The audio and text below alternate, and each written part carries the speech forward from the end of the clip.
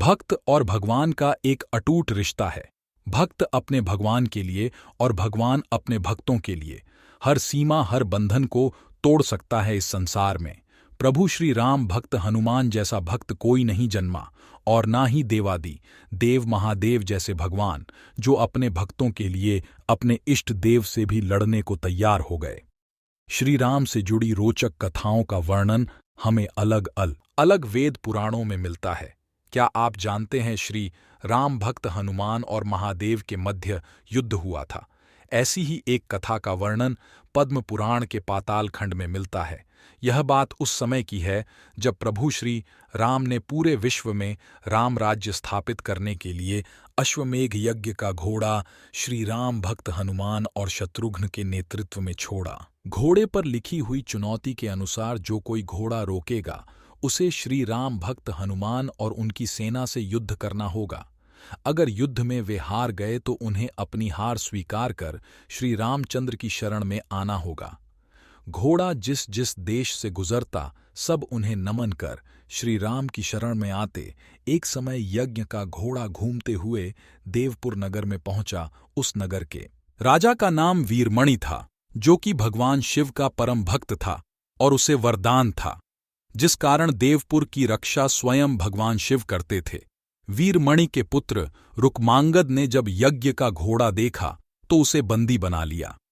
यह बात जब घोड़े की रक्षा कर रहे शत्रुघ्न को पता चली तो उन्होंने देवपुर पर आक्रमण करने का निश्चय किया। शत्रुघ्न और राजा वीरमणि की सेना के मध्य भयंकर युद्ध छिड़ गया। हनुमान जी भी वीरमणि की सेना का संहार करने लगे।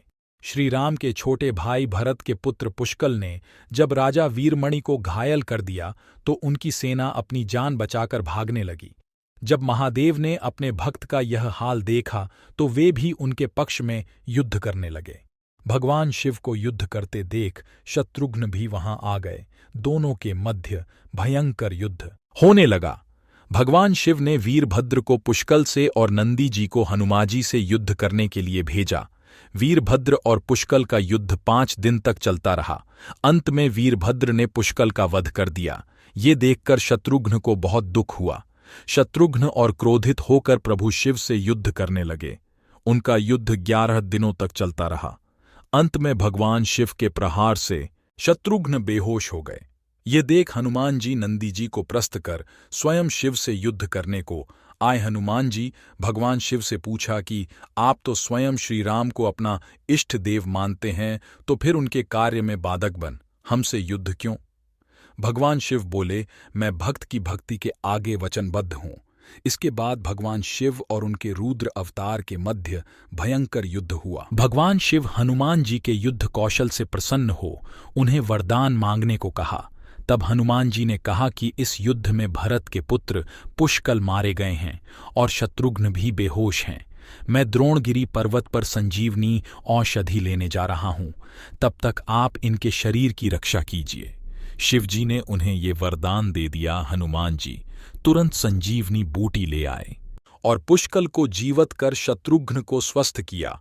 एक बार फिर से हनुमान और शत्रुघ्न ने युद्ध शुरू किया। युद्ध में किसी भी तरह से जीत के हालात न देख हनुमान जी ने शत्रुघ्न से श्री राम का स्मरण करने को कहा। श्री राम तुरंत युद्ध भूमि में प्रकट हुए।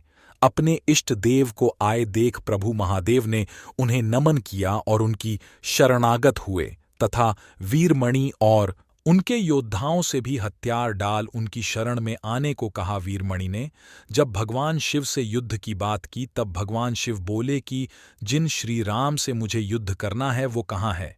जब वीरमणि ने श्री राम की ओर देखा तो उनमें भगवान शिव नजर आए और शिव में श्री राम और श्री राम भक्त हनुमान में दोनों का सम्मिलित स्वरूप।